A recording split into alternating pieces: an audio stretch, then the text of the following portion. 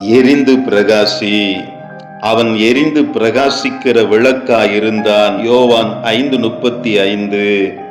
ஆண்டவர் இயேசு இந்த உலகத்தில் யோவான் ஸ்நானனை குறித்து சொன்ன சாட்சி அல்லவா? யோவான் எரிந்து பிரகாசிக்கிற விளக்காய் இருளில் அகப்பட்டு தவிப்பவர்களுக்கு விளங்கினானே. அந்த ஒளியினால் பலரும் உண்மையை பார்க்கும் பேறு பெற்றார்கள். ஆண்டவர் இயேசு தேவகுமாரன் என்றும் உலகத்தின் பாவத்தை சுமந்து தீர்க்கிற தேவாட்டுக்குட்டி என்கிற சத்தியத்தை அவன் விளங்க பண்ணினதை பார்க்கிறோமே.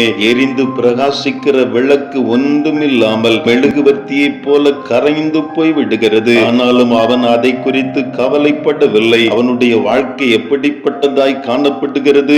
அவர் பெருகவும் நான் சிறுகவும் வேண்டும் என்பதா யோவான் 3:30 சொல்லப்பட்டிருக்கிறதே. ஒரு உண்மையான சீசத்துவத்தின் அடையாளமாய் ஆண்டவர் இங்கே நம்முடைய கண்முன் யோவான் ஸ்நானனை நிறுத்தி காண்பித்துக் கொண்டிருக்கிறார். அவருடைய சீசர்கள் என்போர் அவரை பின்பற்றி செல்லுகிறவர்களாய் மாத்திரம் அல்ல, யோவானை போல அவருக்காக எரிந்து பிரகாசிக்கிற, எழும்பி பிரகாசிக்கிற அப்படிப்பட்ட பாத்திரமாய் காணப்பட வேண்டும் அல்லவா? இறுதியில் ஒன்றுமில்லாமல் கரைந்து போகக்கூடியவர்களாய் காணப்பட்டாலும் உலகத்துக்கு வெளிச்சத்தை கொடுத்தார்களே. வேதம் சொல்லுகிறது, நீங்கள் உலகத்துக்கு வெளிச்சமாய் இருக்கிறீர்கள் என்பதாக. ஆண்டவர் தன்னுடைய மலை பிரசங்கத்தில் இப்படியாய் பதிவு செய்திருக்கிறார். அவருடைய போதனைகளை கேட்டு அவரை போல வாழ வேண்டும். அவரை பின்பற்றுகிறவர்கள் உலகத்துக்கு வெளிச்சமாய் இருக்கிறார்களே. மனுஷர் உங்கள் நற்கிரியைகளை கண்டு பரலோகத்தில் இருக்கிற உங்கள் பிதாவை மகிமைப்படுத்தும்படி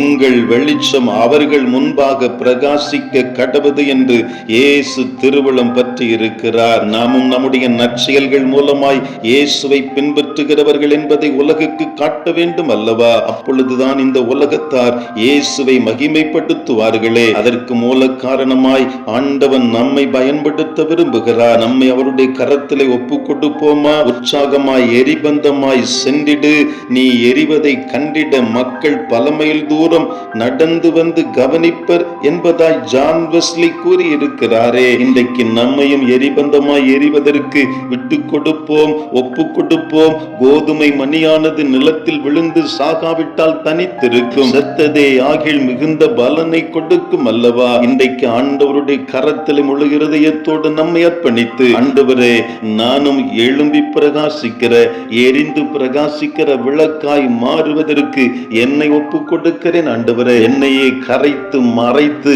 தியாகத்தோடு வாழ என்னை தருகிறேன் என்று சொல்லி அர்ப்பணிக்கிற இருதயங்களை ஆண்டவர் இயேசு தேடிக்கொண்டிருக்கிறார்.